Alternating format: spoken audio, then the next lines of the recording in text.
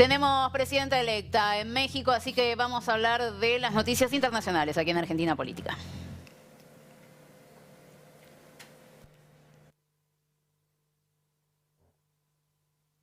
Sofi Solari Arena, muy buenas noches, ¿cómo estás? ¿Cómo están? Muy buenas noches. Muchísimas noticias internacionales. Muchas. Me gustó la presentación, igual quiero decir, ¿eh? Me gustó la presentación de Linda. internacionales aquí de Muy de linda, Sofía. bueno. Linda. Tenemos, vos lo mencionabas, presidenta electa de México. A ver, es algo que ya se preveía de alguna manera, digo, porque todas las encuestas daban a Claudia Sheinbaum como clara ganadora de estas elecciones. Digo, ganó con casi el 60% de los votos. Hay que decir también con mayor cantidad de votos que los que obtuvo Andrés Manuel López Obrador en 2018. Mira. La primera lectura que podemos hacer, por supuesto, es que el pueblo mexicano está refrendando el gobierno de Andrés Manuel López Obrador. Ahora, si les parece igual, detallamos un poco de qué se puede esperar de la gestión de Claudia y cómo fue la gestión de López Obrador. La oposición, y que un punto clave también de esta elección es que la oposición se alió, digo, los tres partidos históricos, el PRI, el PAN y el PRD, habían ido conjunto y sacaron una diferencia de 20 puntos con Claudia Sheinbaum, de manera que aliarse no les alcanzó. Hubo un tercer candidato que sacó 10 puntos, que también había bastante expectativa porque era joven, porque también apuntaba a los sectores medios, tenía un discurso bastante de centro, pero bueno, quedó bastante lejos. Pero la noticia evidentemente es que el pueblo mexicano refrendó el camino que marcó Andrés Manuel López Obrador, que de alguna manera también inauguró una nueva forma de hacer política, digo, porque México venía siendo, se venían alternando en el poder los dos partidos históricos. López Obrador logró romper esa cadencia en 2018 y a partir de ahora el escenario mexicano se confirma, digamos, que tiene una nueva estructura porque entra definitivamente el partido de Morena ya, no solo en la historia, digo, esto ya había ingresado en 2018, pero sí reconfigura o se constata que queda absolutamente reconfigurado el escenario. Para entenderlo, cuando nosotros analizamos así la política latinoamericana, la política de López Obrador, podemos decir que estaba más o menos en sintonía con lo que conocimos como la década ganada en algún momento, o sea, Sí, claro. una política más como de centroizquierda, no De alineada a los intereses de centroizquierda, Estados Unidos. progresista. De hecho, es muy interesante que ayer Sheinbaum en su discurso, que digamos con el primer conteo de votos ya claramente se confirmaba la victoria de Sheinbaum y dio un discurso bastante sintético pero lindo.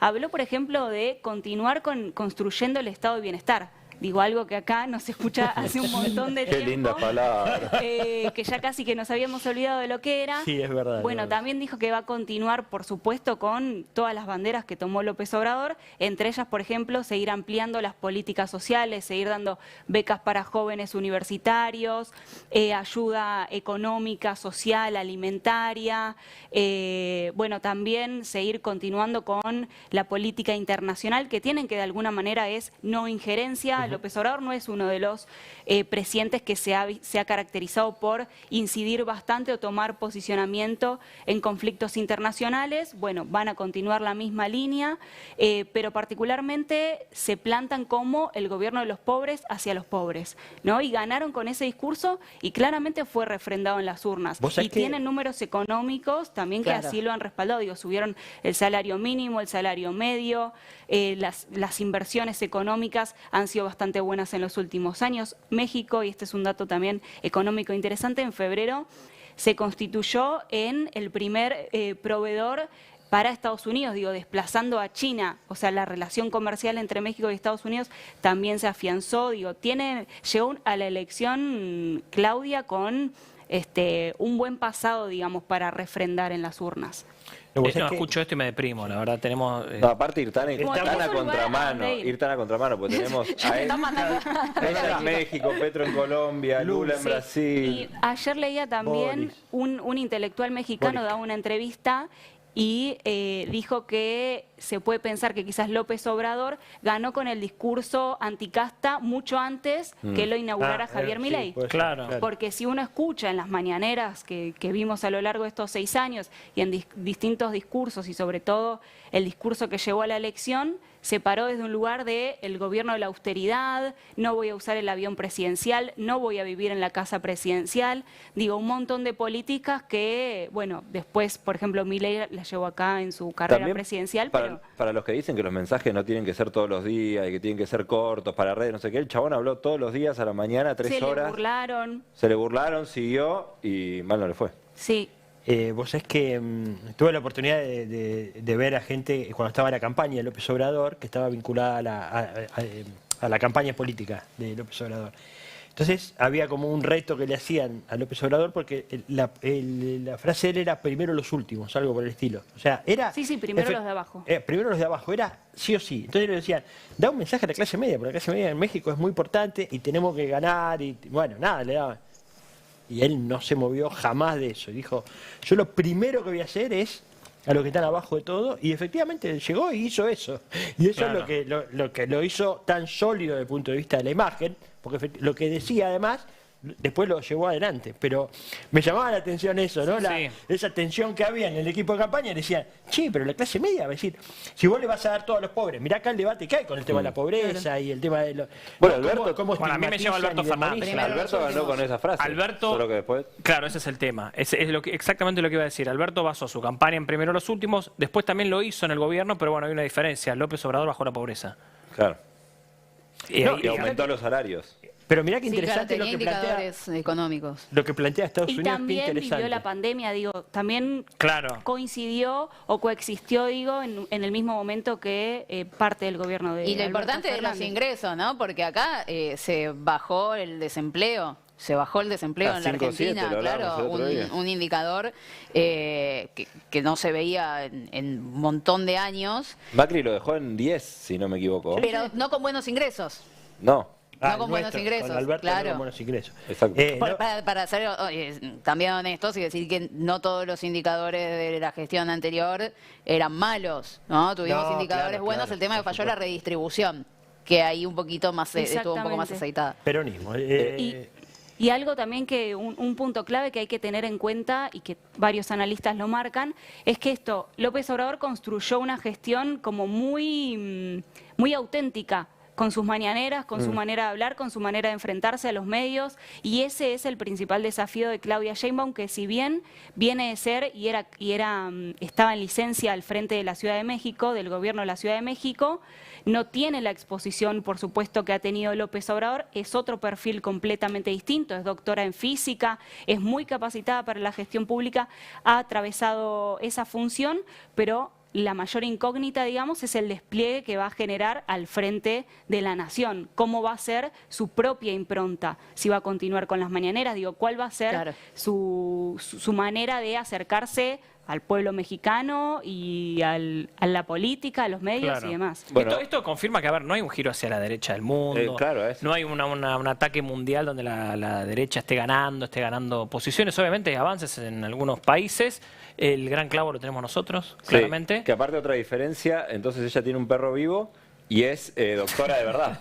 Claro. Es doctora en Es física. doctora. ¿Cree en la ciencia, por Cree en la ejemplo? ciencia, en el cambio climático. En el cambio climático, es verdad. Sí, su Y- expertise o uno de sus expertices es el cambio climático. Mirá vos. Yo sabes que te escucho y digo, te iba a preguntar algo que no existe, porque te iba a preguntar, ¿esto cómo le pega a la Argentina, la beneficia, la perjudica? Nada, porque Milei no va a tener ningún tipo de relación con México, o sea, es lo mismo que nada, es la nada De misma. hecho, no revisé, pero no sé si hubo un tuit de Cancillería. Estábamos viendo de eso. Cancillería. Claro, pero no es Milei. Hubo un comunicado en Cancillería, Milei no tuiteó nada y la presidenta electa compartió muchos mensajes, de hecho compartió un tuit de Cristina agradeciéndole, expresidenta argentina puso, y todavía, tendría que ver ahora, pero todavía el comunicado de Cancillería no lo compartió. Bueno, y tenemos para escuchar el mensaje que daba Claudia Sheinbaum ayer cuando recibía los primeros resultados electorales.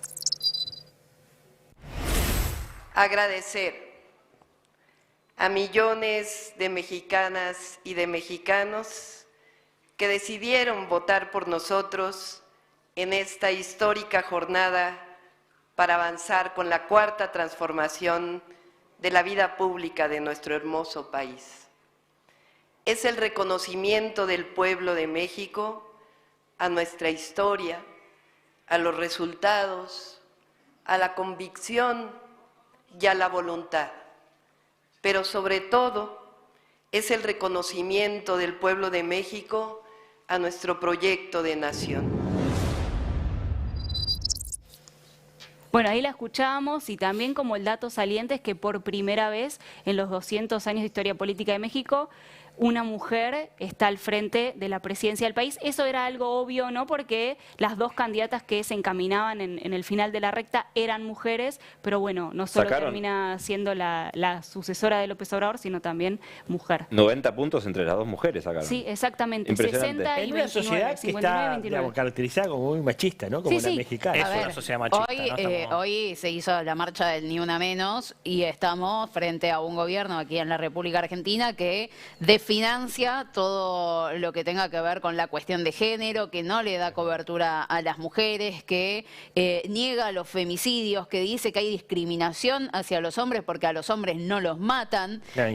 Lo han dicho funcionarios de este gobierno, que fomenta el techo de cristal, que niega la brecha en materia económica, distinta remuneración, más baja para las mujeres que para los hombres por igual tarea, que elimina la moratoria previsional, lo que quiere hacerlo si se aprueban las leyes que envió al Congreso de la Nación, afectando directamente a las mujeres.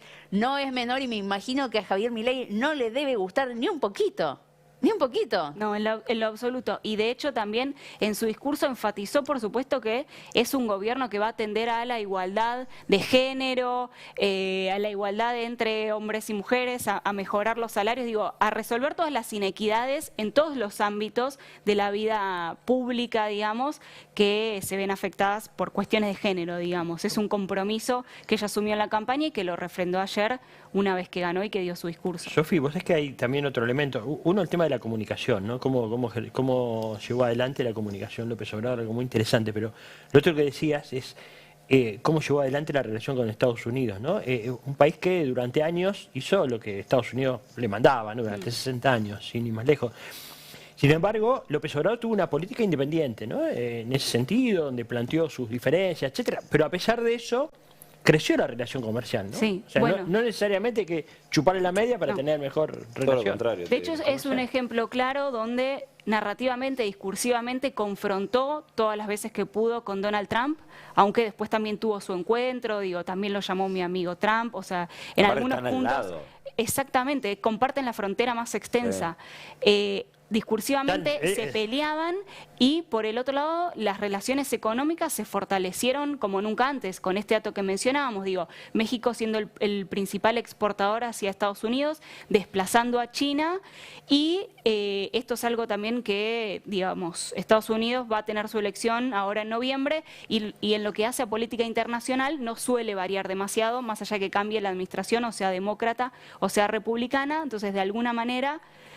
no se espera un cambio en la relación entre México y Estados Unidos. México porque continúa el gobierno de Morena y en Estados Unidos porque ya sea gane Biden o Trump, más o menos va a atender a la misma línea y lo que sí hizo López Obrador y que ahí radican algunas de las críticas, es ser un poco más permeable a la política migratoria estadounidense a cambio de poder tener una relación bilateral un poco más equilibrada. Digo, las críticas a López Obrador quizás fueron por cómo gestionó la crisis migratoria de los países centroamericanos que pasaban por México con destino a Estados Unidos.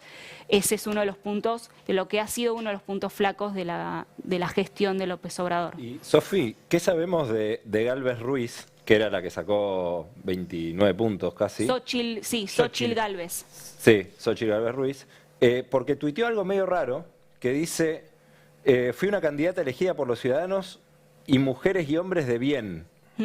A Me suena donde ese discurso. ustedes ciudadanos libres decidan, iremos. Y abajo dice, sé que hay mucho desconcierto y muchas dudas. He leído cada uno de sus comentarios. Reconocí ayer mi derrota porque soy una demócrata y creo en las instituciones. Confío en el conteo rápido, es decir, en cierta medida está poniendo en duda el proceso electoral. Sí, de hecho al principio hizo unas declaraciones que justamente apuntaban a reconocerse como ganadora, pero digo, La victoria de Sheinbaum fue abrumadora. Hay una diferencia de casi 30 puntos, Sí. pero es cierto que esta candidata y la coalición de partidos que la acompañó venían trazando una narrativa que decía que López Obrador y Sheinbaum estaban poniendo en juego la democracia.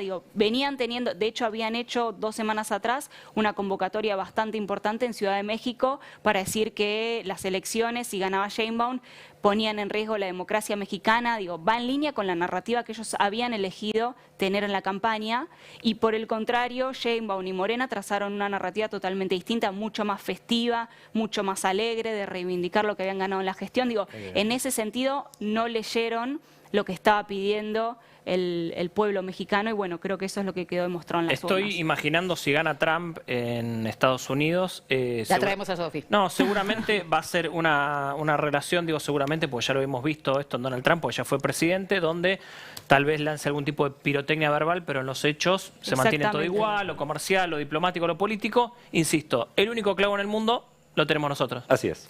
Felicitaciones. Igualmente. Gracias, Sofi. A ustedes. Como siempre.